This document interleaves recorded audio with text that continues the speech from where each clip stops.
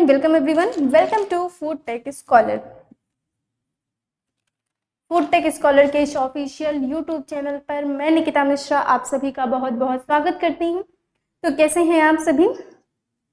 जैसा कि मैं आप सभी को बता देती हूँ कि ये जो क्लास है ये फूड प्रोसेसिंग टेक्नोलॉजी की 7th नंबर की क्लास है, जिसमें हम आपको MCQ फॉर्मेट में क्वेश्चंस देते हैं प्लस कॉन्सेप्ट को क्लियर कराने का पूरा प्रयास करते हैं। ये क्लास मॉर्निंग में डेली 9:30 AM पर होती है, ठीक है।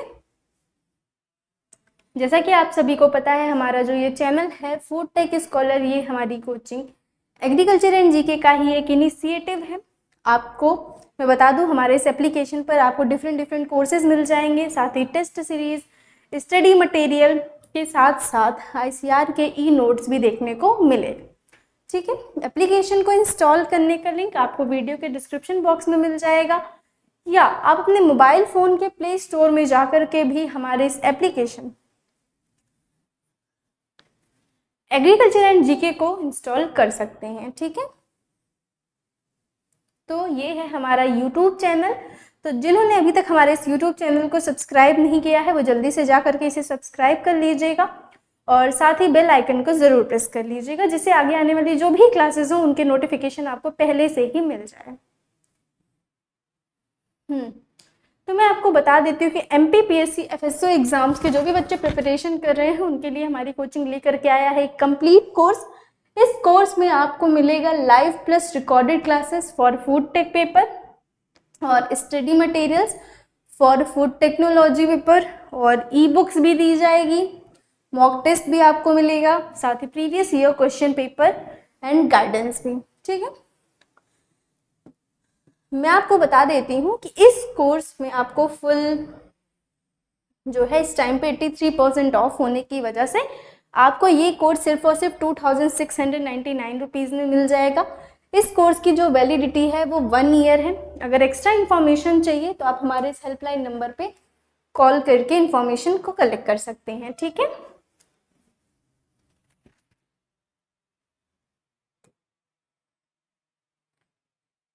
चलिए तो स्टार्ट करते हैं हम आज का हमारा पहला question. Which of the following best defines aseptic preservation. Question कह रहा है कि ऑप्शन में से आपको बताना है एसेप्टिक प्रिजर्वेशन को कौन बेस्ट रूप से डिफाइन करता है। निम्नलिखित में से कौन सा रणरोधी संरक्षण को सर्वोत्तम रूप से परिभाषित करता है। देखिए, एसेप्टिक प्रोसेसिंग की प्रिजर्वेशन की बात कही गई है, तो एसेप्टिक प्रिजर्वेशन के बारे में मैंने आपको बताया था। इसके बारे में किसने बताया था? तो सर्वप्रथम मार्टिन थे जिन्होंने एसेप्टिक प्रिजर्वेशन के बारे में बताया है, ठीक है। एसेप्टिक प्रिजर्वेशन होता क्या है? जैसे कोई फूड प्रोडक्ट होता है, उनको हमें पैक्ड करना होता है, तो पैक्ड करने से पहले मतलब पैकेज से अलग करके फूड प्रोडक्ट को जीवाणु रहित किया जाता है। फूड एसेप्टिक प्रिजर्वेशन में पैकेजिंग से फूड प्रोडक्ट को अलग करके जीवाणु रहित करने की क्रिया की जाती है, जिससे किसी भी प्रकार के सूक्ष्म जीव को वृद्धि को रोकने के लिए जीवाणु रहित वातावरण में प्री स्टरलाइज्ड कंटेनर में भर दिया जाता है, जिससे किसी भी तरीके के सूक्ष्म जीव में वृद्धि नहीं हो पाती है। देखिए, एसेप्टिक प्रिजर्वेशन करने के 3 स्टेप्स होते हैं। पहला है प्रोडक्ट को स्टरलाइज करना, यानी कि प्रोडक्ट स्टरलाइजेशन। फिर है पैकेजिंग स्टरलाइजेशन। पहले तो प्रोडक्ट को स्टरलाइज करो, फिर जो पैकेजिंग है, मटेरियल है, उसको स्टरलाइज करो। देन लास्ट क्या है? स्टेराइल फिलिंग एंड सीलिंग, मतलब जो फीलिंग कर रहे हो वो भी स्टेराइल होनी चाहिए, देन उसकी सीलिंग। तो ये 3 स्टेप मेन है। कौन कौन से? Product sterilization, packaging sterilization and sterile filling and sealing, ठीक है। अब एक बात और जान लीजिए कि इसका बेनिफिट यानी लाभ क्या होगा। तो एसेप्टिक प्रिजर्वेशन की वजह से क्या होगा? सेल्फ लाइफ एक्सटेंड होगी फूड प्रोडक्ट की, और उनकी क्वालिटी जो है सुपीरियर बनी रहेगी, यानी सुपीरियर क्वालिटी का आपको प्रोडक्ट मिलेगा। एसेप्टिक प्रिजर्वेशन के द्वारा जो प्रोडक्ट को प्रिजर्व किया जाता है उनको रेफ्रिजरेशन की आवश्यकता नहीं होती है, ठीक है। चलिए अब ऑप्शन की तरफ चलते हैं। पहला ऑप्शन है आपके पास heating the product to kill all microbes. सभी सूक्ष्म जीवों को मारने के लिए उत्पाद को गर्म करना होता है, या freezing the product for long term storage, दीर्घकालिक भंडारण के लिए उत्पाद को जमाना है। देखिए ये भी नहीं होने वाला है। फिर क्योंकि स्टरलाइज मीडियम बनाया जाता है, स्टरलाइज्ड एनवायरनमेंट क्रिएट किया जाता है। Preventing contamination by maintaining a sterile environment, जीवाणु रहित वातावरण बनाए रखकर संदूषण को रोकना, या drying the product to reduce microbial activity. तो क्या हो जाएगा इस क्वेश्चन का राइट आंसर?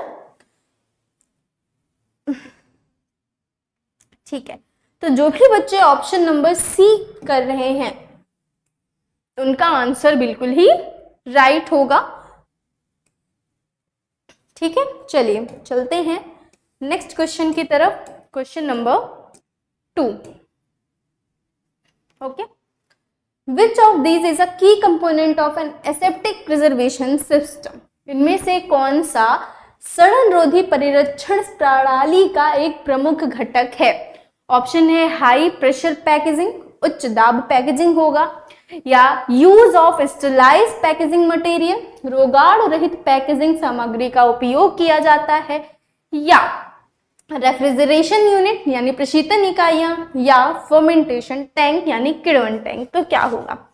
देखिए एसेप्टिक प्रिजर्वेशन में जैसा कि मैंने आपको बताया, माइक्रोब्स के ग्रोथ को रोकने के लिए प्रोड्यूस एंड पैकेजिंग को पूरी तरीके से क्या कर दिया जाता है? स्टरलाइज यानी जीवाणु रहित कर दिया जाता है, यानी पूरी तरीके से स्टरलाइजेशन के ऊपर ही डिपेंड करता है। इसीलिए इस प्रक्रिया के लिए जीवाणु रहित पैकेजिंग सामग्री का ही यूज किया जाता है। तो बताइए क्या होगा? HPP पैकेजिंग का तो नहीं, हाई प्रेशर पैकेजिंग का यूज नहीं करेंगे, है ना? इस क्वेश्चन का राइट आंसर क्या हो गया? Option number B, that is use of sterile packaging material. Okay, तो जिन्होंने बी किया है वो सही है। नेक्स्ट चलते हैं क्वेश्चन नंबर 3 की तरफ। पढ़िएगा, फटाफट आंसर कीजिएगा।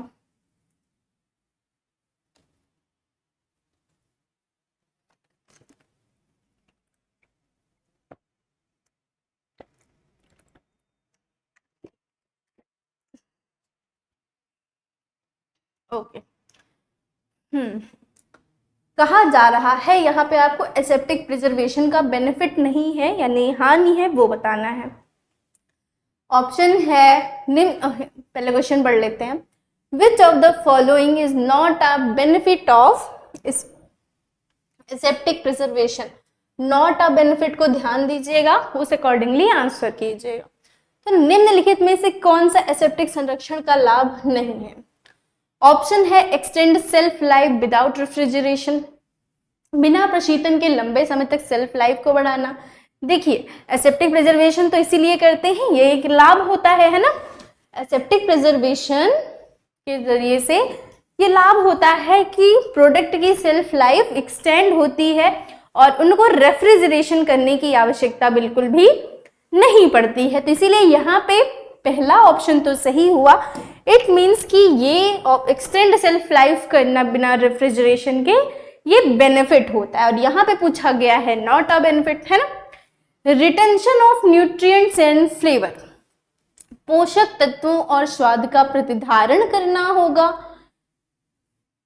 या रिक्वायर्स लेस पैकेजिंग मटेरियल, कम पैकेजिंग सामग्री की आवश्यकता होती है। क्या एसेप्टिक प्रिजर्वेशन करने के लिए कम से कम पैकेजिंग मटेरियल की आवश्यकता होगी, या इंक्रीज माइक्रोबियल लोड, सूक्ष्म जीव भार को बढ़ाता है। देखिए लेस पैकेजिंग मटेरियल की आवश्यकता होगी, ये भी बिल्कुल सही है। न्यूट्रिएंट्स एंड फ्लेवर्स को रिटेंट करेगा, ये भी सही है। सिर्फ और सिर्फ माइक्रोबियल लोड को इंक्रीज नहीं करता है, क्योंकि स्टरलाइज माध्यम से जो माइक्रोब्स होते हैं वो उनको नष्ट करने का काम करता है, ना कि उनमें वृद्धि करने का काम करता है।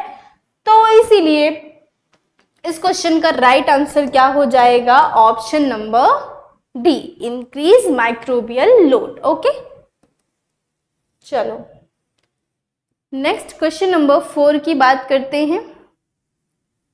What is the main difference between pasteurization and aseptic processing? Pasteurisation में और एसेप्टिक प्रोसेसिंग में क्या डिफरेंस है, ये आपको बताना है। चलो फटाफट बताओ, आंसर करो। फर्स्ट ऑप्शन है pasteurisation involve sterilisation of packaging. पास्चुरीकरण के अंदर ही पैकेजिंग स्टरलाइजेशन शामिल होता है, क्या ये है मेन अंतर? या aseptic processing sterilize both the product and packaging separately. जो एसेप्टिक प्रोसेसिंग होता है वो जितने जो प्रोडक्ट बनाए जाते हैं उनको भी स्टरलाइज करता है, साथ ही जो पैकेजिंग होता है उनको भी अलग से स्टरलाइज करता है। पास्चराइजेशन के माध्यम से तो हम प्रिजर्व करने का ही सब काम करते हैं, है ना, बट एसेप्टिक प्रोसेसिंग में तो ऐसा नहीं है, उनको दोनों में अलग होता है। ये मेन डिफरेंस होना चाहिए, है ना। चलिए देख लेते हैं option C. Aseptic processing use high temperatures only. Aseptic processing केवल टेम्परेचर का यूज करता है, ऐसा तो नहीं है। पास्चराइजेशन में टेम्परेचर का यूज करके किया जाता है, बाकी एसेप्टिक प्रोसेसिंग में सिर्फ टेम्परेचर का ही यूज करके नहीं किया जाता है। नेक्स्ट ऑप्शन है pasteurization provides longer shelf life. Pasteurization longer shelf life provide करता है, ये पास्चराइजेशन से भी करा जाता है और एसेप्टिक प्रोसेसिंग से भी, तो मेन रूप से ये तो अंतर नहीं होगा, है ना। तो इस क्वेश्चन का राइट आंसर क्या होने वाला है? ओके, फटाफट आंसर करिएगा। तो जो भी बच्चे आंसर कर रहे हैं option number B, aseptic processing sterilize both the product and packaging separately, उनका आंसर बिल्कुल ही सही होगा। ठीक है, चलिए नेक्स्ट क्वेश्चन नंबर 5 की तरफ चलते हैं। क्वेश्चन नंबर 5 बताइएगा, which microorganism is considered most resistant and used as a standard in validating aseptic process.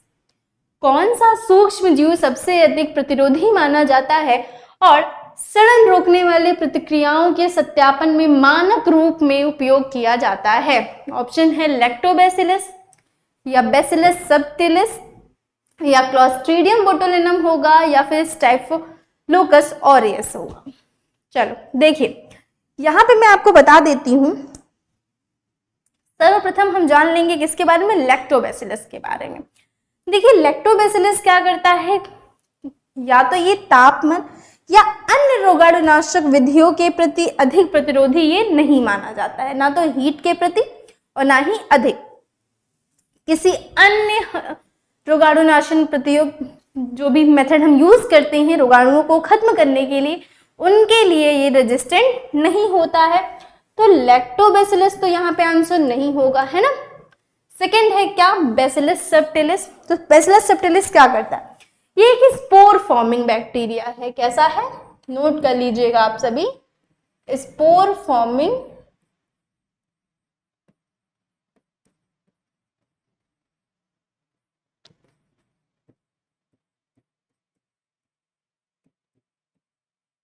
ठीक है। लेकिन अगर इसको कंपेयर किया जाए किससे? क्लोस्ट्रीडियम बोटुलिनम से, तो उनके कंपैरिजन में ये कम से कम रेजिस्टेंट माना जाता है। ये भी रेजिस्टेंट तो होता है, पर in the comparison of Clostridium botulinum it is a less resistant okay to the heat और other method of okay. Next है स्टाइफोलोकस ऑरियस। स्टाइफोलोकस ऑरियस क्या हुआ? ऑरियस इसका देखिए ये ग्राम पॉजिटिव बैक्टीरिया होता है जो कि हाई टेम्परेचर के लिए रेजिस्टेंट नहीं होता है। कैसा होता है ये? Gram positive bacteria. नोट कर लीजिएगा।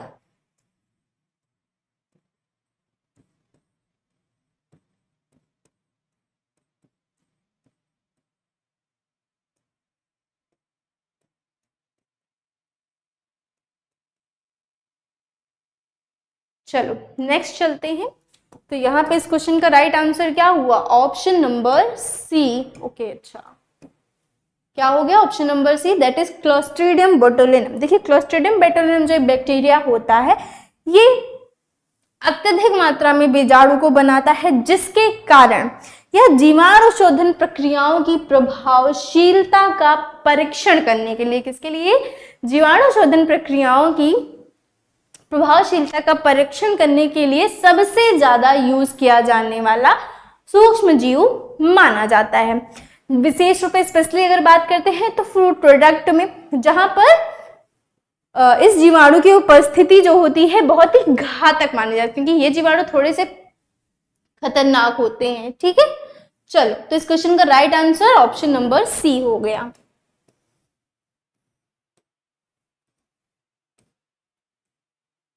नेक्स्ट क्वेश्चन नंबर 6 की बात कर लेते हैं।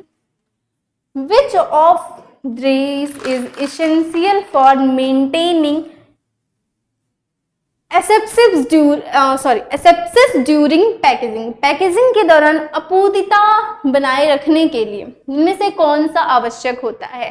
ऑप्शन है ओपन एयर एनवायरनमेंट, खुली हवा का वातावरण, या लेमिनर एयर फ्लो हुड, या फिर आइस बाथ बर्फ स्नान, या फिर हाई ह्यूमिडिटी चैम्बर उच्च आर्द्रता कक्ष।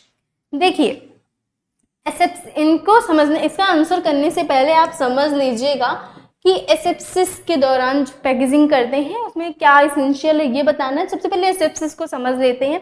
इसका मतलब क्या होता है? Absence of harmful bacteria.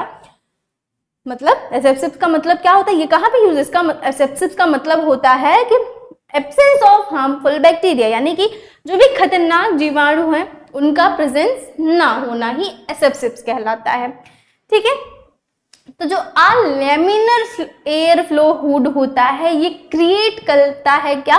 एक स्टेराइल एनवायरनमेंट, क्या एक स्टेराइल एनवायरनमेंट को क्रिएट करता है बाय यूज क्या? Filtering out air and particles. जो भी एयर में पार्टिकल्स प्रेजेंट होते हैं या एयर प्रेजेंट होती हैं उन सभी को वो बाहर निकाल देता है, फिल्टर आउट कर देता है। तो एसेप्सिस पूछा ही गया है, तो यहाँ पे इस क्वेश्चन का राइट आंसर क्या होगा? ऑप्शन नंबर बी होगा। देखिए ओपन एयर एनवायरनमेंट की बात है तो वहां पे गैसेस तो प्रेजेंट ही होंगे, हम किसी भी तरीके से उसको अपने अकॉर्डिंगली स्टेराइल तो नहीं कर सकते हैं, है ना, क्योंकि वो नेचुरली है। और आइस बात तो डिफरेंट थिंग्स है, हाई ह्यूमिडिटी चैम्बर भी नहीं होने वाला है ना। और जहां, क्योंकि आपको पता है जहां पे अधिक आर्द्रता होती है वहां पे तो रोगाणु बहुत ही अधिक मात्रा में होते हैं, बहुत तीव्र मात्रा में वहां पे सूक्ष्म जीवों का अटैक होता है ना। चलो नेक्स्ट है question number 7। Okay, question number 7 की बात कर लें। What is the main principle of hurdle technology in food preservation?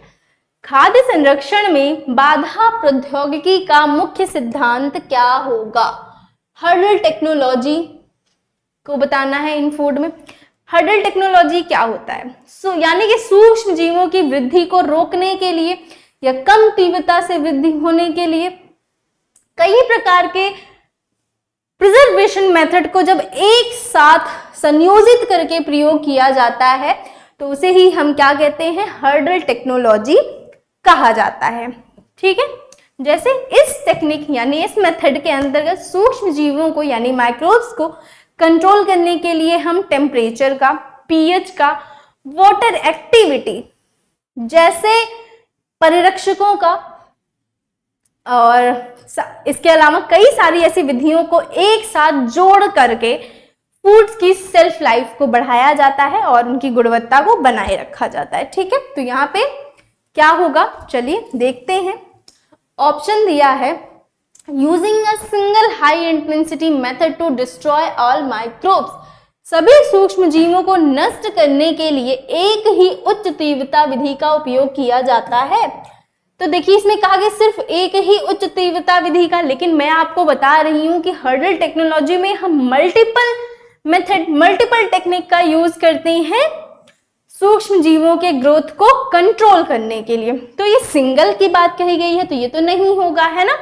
B है क्या? Combining multiple preservation methods at lower intensity. कम तीव्रता पर कई संरक्षण विधियों का संयोजन करके होगा।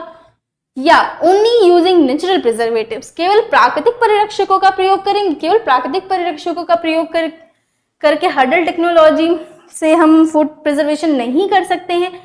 अवॉइडिंग ऑल माइक्रोबियल इंटरेक्शन, सभी सूक्ष्म जीवों की परस्पर क्रिया से बचना होगा नहीं। तो यहाँ पे राइट आंसर क्या हो जाएगा? Option number B. ठीक है, चलिए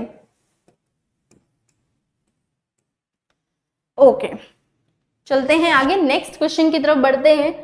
देखते हैं अगला क्वेश्चन क्या है, क्वेश्चन नंबर 8। चलिए फटाफट पढ़िए और आंसर कीजिएगा।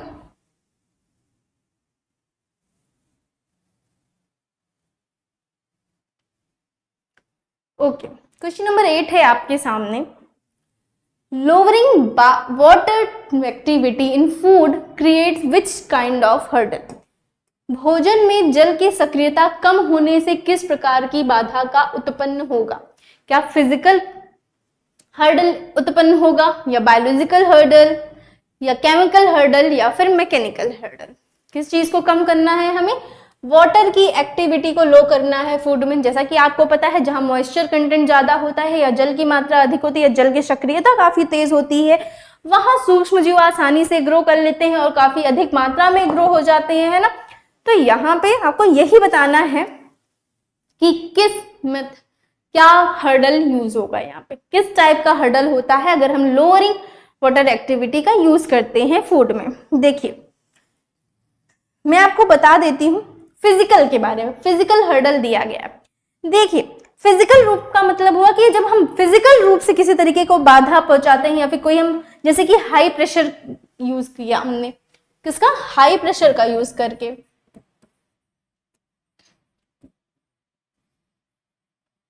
हाई प्रेशर का यूज करके जब हम अवरोध उत्पन्न करते हैं तो वहां पे फिजिकल कहलाएगा, बट यहाँ पे तो फिजिकल नहीं होने वाला है ना। सेकेंड है क्या? बायोलॉजिकल, यानी बायोलॉजिकल हर्डल की बात कही गई। देखिए, बायोलॉजिकल हर्डल के अंतर्गत ही वाटर एक्टिविटी को लो करना आता है, ठीक है। तो लोअरिंग वाटर एक्टिविटी किस में आती है? बायोलॉजिकल हर्डल में। तो मैं आपको बता देती हूँ कि बायोलॉजिकल हर्डल में क्या हुआ, वाटर एक्टिविटी, अब माइक्रोबियल ग्रोथ जो होता है एक की कंपोनेंट माना जाता है। क्या क्या? Water activity and microbial growth, note कर लीजिए बायोलॉजिकल में।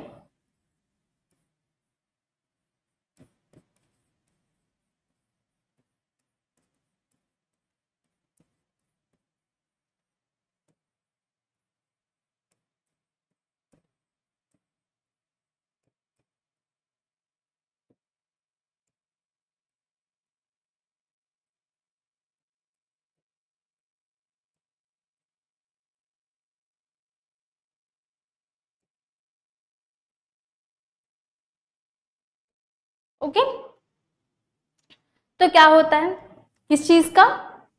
Okay, water activity in microbial growth is a key component of किस चीज का है? हर्डल टेक्नोलॉजी का।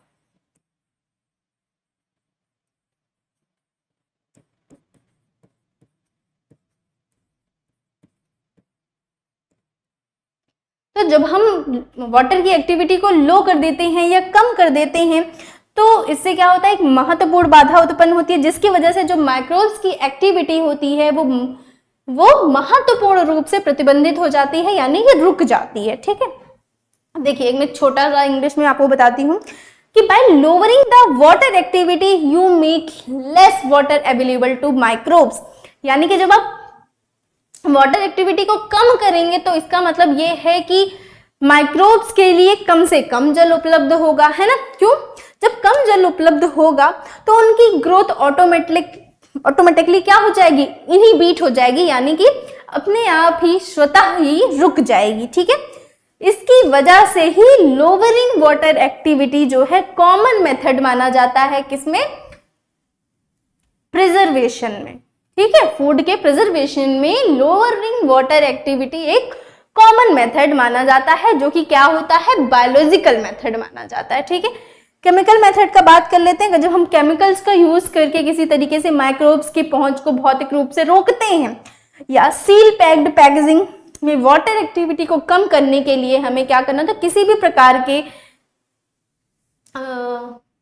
केमिकल्स का अगर हम यूज कर रहे हैं, ठीक है, जैसे कि सूक्ष्म जीव हैं, उनकी वृद्धि है, उनको हम अवरोध उत्पन्न कर रहे हैं चेंजेस करके, तो वो केमिकल में आता है। वहीं बात करते हैं अगर हम मैकेनिकल में, तो मैकेनिकल में अगर बात की जाए तो हम वाटर एक्टिविटी को कम करने के लिए हम किसी भी तरीके के मैकेनिकल हर्डल का यूज नहीं करते, उनकी आवश्यकता नहीं होती है, क्योंकि मैकेनिकल हर्डल से ज्यादा क्या होगा? हम उन पानी की क्वालिटी को चेंज कर सकते हैं, बाकी उनको रोक नहीं सकते, ठीक है। तो इस क्वेश्चन का राइट आंसर क्या हो जाएगा? ऑप्शन नंबर बी, फिजिकल गलत दिया हुआ है, फिजिकल नहीं बायोलॉजिकल होगा। चलो सही कर लीजिएगा ये आंसर, ठीक है। ओके हाँ, तो MPPSC food safety officer exam के लिए जो भी बच्चे प्रिपरेशन कर रहे हैं और इंग्लिश माध्यम से, इंग्लिश मीडियम के बच्चे हैं, तो उनको सिर्फ और सिर्फ स्टडी मटेरियल की नीड है। वो कहीं से क्लासेस नहीं लेना चाहते, उनको किसी की भी हेल्प की या किसी के भी गाइडेंस की नीड नहीं है, तो वो सिर्फ स्टडी मटेरियल का कोर्स भी हमसे परचेज कर सकते हैं।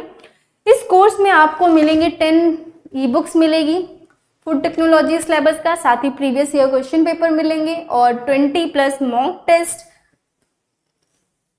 साथ ही एक व्हाट्सएप ग्रुप बनाया जाएगा जिसमें आपको डेली करंट अफेयर्स का अपडेट देंगे हम, इंटरव्यू गाइडेंस भी मिलेगा। साथ ही प्रिपरेशन के दौरान अगर कभी आपको कोई डाउट होता है या कुछ भी, तो एवरीथिंग आपको हर तरीके से मदद दिया जाएगा, ठीक है। किस क्वेश्चन का, सॉरी यार क्या क्वेश्चन तो फुल हेल्प की जाएगी आपकी। मैं आपको बता देती हूँ कि ये कोर्स आपको मिल रहा है कितने में, सिर्फ और सिर्फ 81% ऑफ में। तो आपको ये कोर्स सिर्फ और सिर्फ 999 में मिल जाएगा। मैं आपको बता दूं, अगर एक्स्ट्रा इन्फॉर्मेशन चाहिए तो आप हमारे इस हेल्पलाइन नंबर पे कॉल कर सकते हैं या व्हाट्सएप टेक्स्ट करके भी इंफॉर्मेशन को कलेक्ट कर सकते हैं, ठीक है।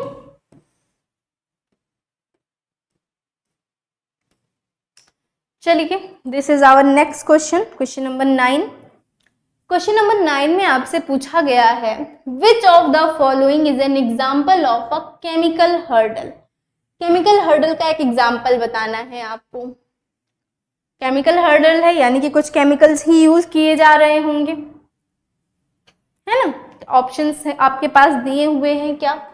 पहला है चिलिंग, शीतलन करना यानी कि लो टेम्परेचर का प्रयोग करना, लो टेम्परेचर से ठंडा करना। तो चिलिंग करना तो कहीं से भी केमिकल हर्डल के अंतर्गत नहीं आने वाला है ना। तो यहाँ पे ऑप्शन ए तो नहीं होगा। सेकेंड है addition of preservatives like sorbic acid, may be ये हो सकता है। HPP यानी हाई प्रेशर प्रोसेसिंग, नहीं ये भी नहीं होने वाला। पास्चराइजेशन तो हीट मेथड है, केमिकल वाला है ही नहीं। तो इस क्वेश्चन का राइट आंसर क्या हुआ, option number B, that is addition of preservatives like sorbic acid. Okay, question number 10 की तरफ चलते हैं। चलिए फटाफट कमेंट कीजिए और बताइए।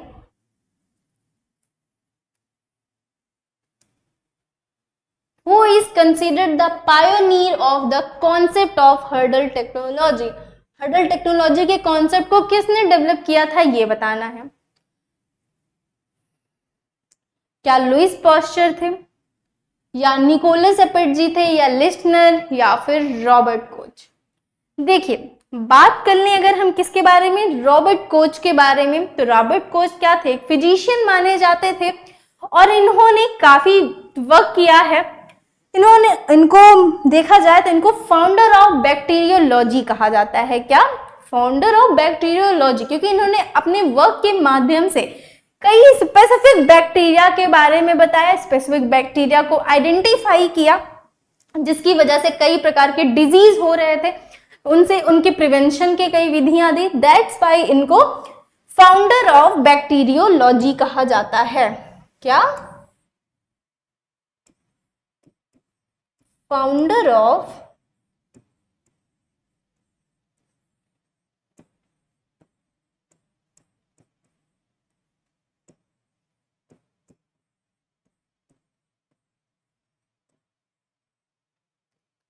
ठीक है।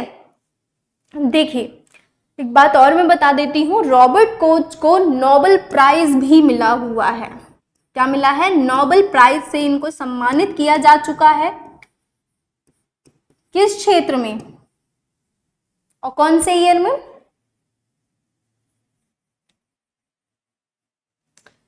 फॉर फिजियोलॉजी और मेडिसिन इन 1905। किसके लिए नोबेल प्राइज मिला है, फॉर फिजियोलॉजी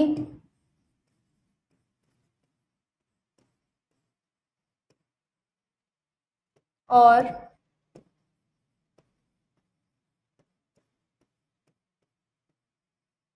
मेडिसिन इन 1905। ठीक है, वो भी किस चीज के लिए? For research on tuberculosis. किस चीज के इन्होंने रिसर्च किया था? For research on tuberculosis. इन्होंने कई तरीके की बीमारियों के बारे में बताया था उनको प्रिवेंट करने के लिए, फॉर रिसर्च ऑफ ट्यूबरक्लोसिस यानी कि टीबी। इन्होंने कॉलरा के बारे में भी बताया था।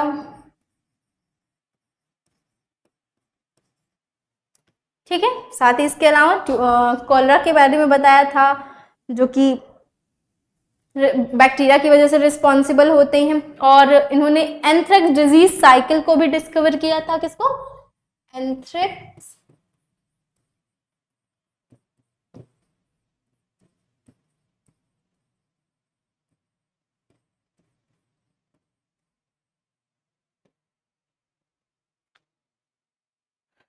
चलिए चलते हैं फिर आगे, नेक्स्ट की बात करते हैं। रॉबर्ट कोच के बारे में आप सभी ने जान लिया।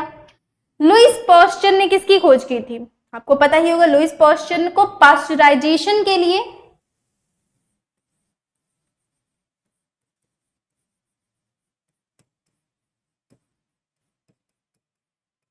एंड जर्म थ्योरी, जर्म किसके लिए? जर्म्स थ्योरी के लिए भी जाना जाता है। ठीक है, बाकी निकोलस एपट के बारे में आप जानते हैं, इन्होंने एपर्टाइजेशन की खोज की थी, यानी किसकी? कैनिंग यानी एपर्टाइजेशन, दोनों सेम ही नेम होगा। और लास्ट बचता है क्या? Option number C, that is लिश्नर। इनका पूरा नाम क्या था? लोथर लिश्नर। नोट करिएगा, इनका पूरा नाम था क्या? लोथर लिश्नर। ठीक है, इन्होंने ही हर्डल टेक्नोलॉजी के कॉन्सेप्ट को डेवलप किया है। सो चलिए नेक्स्ट चलते हैं। इस क्वेश्चन का राइट आंसर क्या हो गया? ऑप्शन नंबर सी, लोथर लिश्नर जी ने। नेक्स्ट क्वेश्चन नंबर 11 की तरफ चलते हैं। Which type of packaging is required for hydrostatic pressure processing? Hydrostatic दाब प्रसंस्करण के लिए किस प्रकार की पैकेजिंग की आवश्यकता होती है? ऑप्शन है रिजिड मेटल कैंस, कठोर धातु के डिब्बे की। देखिए, जब कठोर धातु का डिब्बा, मैं आपको बताती हूँ, हाइड्रोस्टेटिक प्रोसेसिंग जो होता है मेनली रूप से किसके ऊपर करता है? चलिए पहले समझते हैं, उसके बाद बताते हैं। रिजिड मेटल कैंस में जो होता है हाइड्रोस्टेटिक प्रेशर प्रोसेसिंग हम नहीं यूज कर पाते हैं, उतना नहीं दबाव डाल पाता है उतना। Heat sealed flexible plastic pouches, उष्मा सीलबंद लचीले प्लास्टिक के पाउच का प्रयोग करते हैं, या ओपन कंटेनर्स का, या glass jar for metal with metal lid, धातु के ढक्कन वाले कांच के जार यूज किए जाते हैं। तो देखिए हाई प्रेशर में अगर देखा जाएगा तो ग्लास के जार टूट जाएंगे, उतना वो नहीं होगा। बाकी ओपन कंटेनर्स की बात करते तो वहां ओपन कंटेनर्स में जब यहाँ कोई सील पैक्ड ही नहीं है तो वहां पे कैसे हो पाएगा हाइड्रोस्टेटिक प्रेशर प्रोसेसिंग? यहाँ पे इस विधि के द्वारा तो नहीं कर सकते हैं हम किसी भी प्रकार की प्रिजर्वेशन, है ना। तो यहाँ पे राइट आंसर क्या होगा? हाइड्रोस्टेटिक प्रेशर प्रोसेसिंग कहाँ यूज किया जाता है? Heat sealed flexible plastic pouches के लिए, ना कि रिजिड मेटल कैंस के लिए। देखिए एचपीपी जो होता है ये ऐसी पैकेजिंग की नीड होती है जो कि बिना टूटे, बिना भी किसी तरह से उसमें खरोच आए, उसको डिस्ट्रॉय हुए, हाई प्रेशर का वो सामना कर सके। जैसे कि मल्टीपल फिल्म से बनी फ्लेक्सिबल पाउचेस होती है जो कि प्रेशर को आसानी से हैंडल कर लेती है, या उनको इसी तरीके से बनाया जाता है। मल्टीपल फिल्म से बने हुए जो प्लास्टिक के पाउचेस होती हैं उनको प्रेशर से हैंडल करने के लिए ही डिजाइन किया जाता है। इसी वजह से यहाँ पे इस क्वेश्चन का राइट आंसर क्या हुआ? Option number B. ओके, चलिए नेक्स्ट है question number 12। Which of the following microorganism is most resistant to high pressure? निम्नलिखित में से कौन सा सूक्ष्म जीव उच्च दाब के प्रति सबसे अधिक प्रतिरोधी है? ऑप्शन है लिस्टेरिया मोनोसाइटोजेंस, या एस्चेरिया कोलाई या क्लोस्ट्रीडियम बोटुलिनम जो कि बीजाणु है, या फिर सैल्मोनेला टाइफिम्यूरियम। बताइए।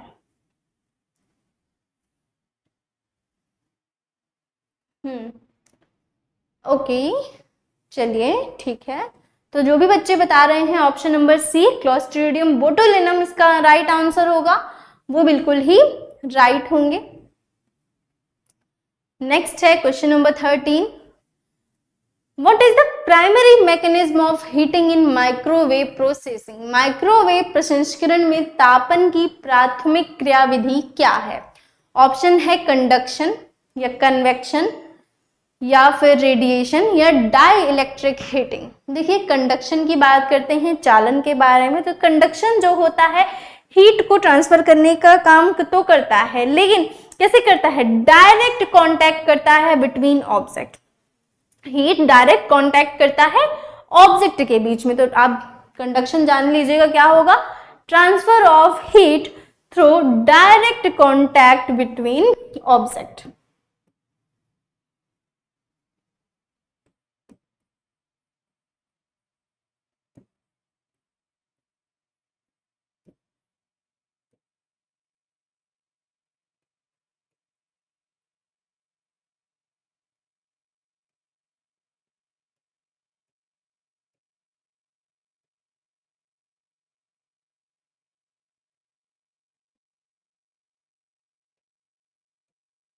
तो इसमें किसी भी तरीके से हम माइक्रोवेव प्रोसेसिंग नहीं के जरिए से हीटिंग नहीं कर रहे हैं।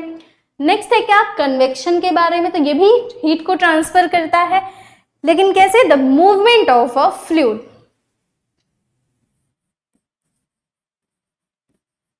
नोट कर लीजिएगा, ये भी है, ये नोट्स में आप लिख लीजिएगा, इसलिए मैं राइट कर दे रही हूँ, ठीक है।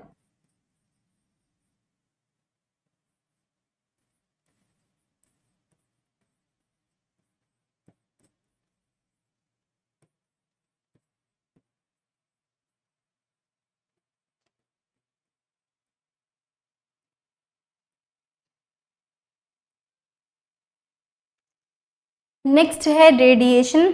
तो रेडिएशन क्या करता है? देखिए माइक्रोवेव क्या है? माइक्रोवेव किस प्रकार से हीटिंग करता है?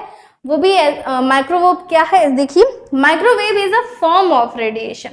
क्या है? रेडिएशन का ही एक रूप माना जाता है। The specific mechanism of heating in a microwave oven is a dielectric heating. देखिए क्या है? माइक्रोवेव हीटिंग कैसे किया जाता है? माइक्रोवेव ओवन में अगर हीटिंग करनी होती है तो वो हम डाइलेक्ट्रिकल हीटिंग कहते हैं, जो कि इनका टाइप होता है इंटरेक्शन का between radiation and water molecules. Water molecules और रेडिएशन के बीच का जो इंटरेक्शन होता है वहां पे ये यूज होता है। तो डाइलेक्ट्रिक हीटिंग की बात कर लेते हैं, जिसमें माइक्रोवेव हीटिंग यूज किया जाता है। माइक्रोवेव हीटिंग के लिए ये प्रोसेस यूज की जाती है।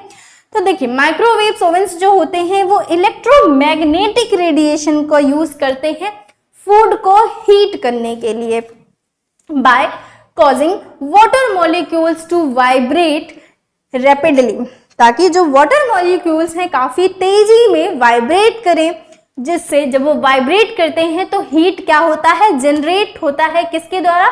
थ्रू फ्रिक्शन, घूर्णन के द्वारा, फ्रिक्शन के द्वारा जो है हीट जनरेट होता है, जिसको ही हम क्या कहते हैं? डाई इलेक्ट्रिकल हीटिंग कहते हैं। तो माइक्रोवेव प्रोसेसिंग हीटिंग का प्राइमरी मैकेनिज्म क्या होगा? डाई इलेक्ट्रिक हीटिंग होगा। बाकी रेडिएशन एक प्रोसेस होती है, हाँ फॉर्म माना जाता है, लेकिन ऑप्शन नंबर डी यहाँ पे करेक्ट होगा। चलिए क्वेश्चन नंबर 14 की बात करते हैं। Which part of microwave oven helps distribute the energy evenly? Microwave oven का कौन सा भाग ऊर्जा को समान रूप से वितरित करने में मदद करता है? देखिए कंडेंसर की अगर हम बात करते हैं तो कंडेंसर क्या करता है? कूलिंग करने का काम करता है। क्या? वो कूल करता है मैग्नेट्रॉन को। कंडेंसर यूज करता है किसके लिए? Cools the magnetron, not distribute energy, मतलब कि ये एनर्जी को डिस्ट्रीब्यूट नहीं करता है, सिर्फ मैग्नेट्रॉन को कूल करने का काम करता है। वहीं अगर हम मैग्नेट्रॉन की मदद बात करते हैं तो मैग्नेट्रॉन क्या करता है, माइक्रोवेव प्रोड्यूस करता है, लेकिन यह उन्हें समान रूप से वितरित नहीं कर सकता है। ठीक है, वहीं बात करते हैं वेव स्टीरर या मोड स्टीरर के बारे में। तो वेव स्टीरर या मोड स्टीरर क्या होता है, इनमें कुछ जो न्यूअर माइक्रोवेव्स आते हैं उनमें यूज किया जाता है वेव स्टीरर को instead of turntable. This is a fan like structure. मतलब कि जैसे कि फूड हम रखते हैं माइक्रोवेव ओवन में तो वो टर्न करते करते गर्म होता है, तो उनकी जहाँ पे टर्नटेबल और रोटेटिंग ट्रे की जहाँ पे वेव स्टीरर का कुछ न्यूएस्ट माइक्रोवेव में यूज किया जाता है। ठीक है, ये कैसा होता है, फैन लाइक स्ट्रक्चर होता है, फैन लाइक डिवाइस होती है जो कि सर्कुलेट करती है पूरे माइक्रोवेव में विद इन द कैविटी। ठीक है, चलो तो नेक्स्ट है टर्नटेबल और रोटेटिंग ट्रे। तो यहाँ पे एनर्जी को पूरे तरीके से इवनली बराबर और समान रूप से डिस्ट्रीब्यूट करने का कौन सा काम कौन करता है, तो टर्नटेबल और रोटेटिंग ट्रे जो होती है वो करती है। तो यहाँ पे राइट आंसर क्या हो जाएगा, ऑप्शन नंबर डी। चलिए आज का लास्ट क्वेश्चन देख लेते हैं। The magnetron in a microwave oven is responsible for. Microwave oven में मैग्नेट्रॉन किसके लिए उत्तरदायी है? ऑप्शन है कूलिंग द चैम्बर, कक्ष को ठंडा करना, या सर्कुलेटिंग एयर, वायु का संचार करना, या जनरेटिंग माइक्रोवेव रेडिएशन, माइक्रोवेव विकिरण उत्पन्न करना, या कंट्रोलिंग टाइम, समय नियंत्रित करना। तो क्या होगा इस क्वेश्चन का राइट आंसर?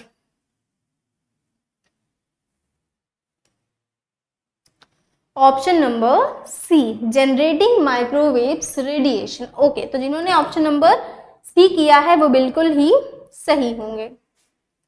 तो जैसा कि इंग्लिश मीडियम के बच्चों के लिए है वैसे हमने हिंदी माध्यम के बच्चों के लिए भी सोचा है। तो जो भी हिंदी माध्यम के बच्चे हैं वो हमारे साथ हिंदी माध्यम के इस कोर्स के साथ जुड़ सकते हैं। ये कोर्स भी आपको सेम उसी प्राइस पे 81% ऑफ के साथ 999 में मिल जाएगा। बस इस बात को ध्यान रखिएगा, स्टडी मटेरियल के कोर्स में आपको किसी भी तरीके के वीडियो लेक्चर्स नहीं मिलेंगे, ना ही लाइव और ना ही रिकॉर्डेड। बाकी जो एक्स्ट्रा इन्फॉर्मेशन होगी तो आप हमारे इस हेल्पलाइन नंबर पे कॉल करके या व्हाट्सएप टेक्स्ट करके इन्फॉर्मेशन ले सकते हैं। बाकी ये है हमारा टेलीग्राम चैनल। तो जिन्होंने अभी तक हमारे इस टेलीग्राम चैनल को ज्वाइन नहीं किया है वो जल्दी से जाके इसे ज्वाइन कर लीजिएगा। टेलीग्राम का लिंक आपको वीडियो के डिस्क्रिप्शन बॉक्स में मिल जाएगा। और तो थैंक यू फॉर वॉचिंग। अगर आपको ये क्लास पसंद आई हो तो वीडियो को लाइक कीजिएगा। साथ ही कमेंट बॉक्स में आप हमें बता सकते हैं कि आपको ये क्लास कैसी लगी, और क्लासेस को ज़्यादा से ज़्यादा शेयर कीजिएगा। और जिन्होंने अभी तक चैनल को सब्सक्राइब नहीं किया वो चैनल को जल्दी से जाके सब्सक्राइब कर लीजिएगा और बेल आइकन को ज़रूर प्रेस कर लीजिएगा। तो चलिए आज के लिए इतना ही, बाय बाय।